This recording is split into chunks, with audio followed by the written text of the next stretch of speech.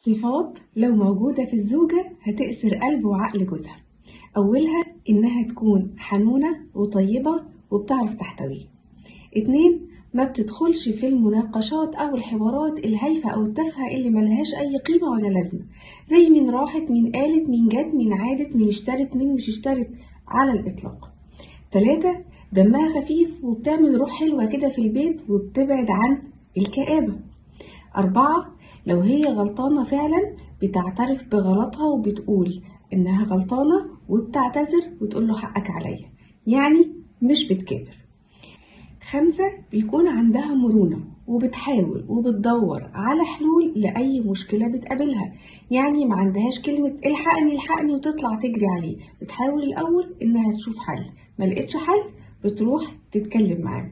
6، مش رغاية، لأن الراجل ما بيحبش الست الرغاية. أنا عارفة إن ده طبع يعني شوية فينا إحنا كستات، لكن الست قليلة الكلام بتأثر قلب وعقل الراجل.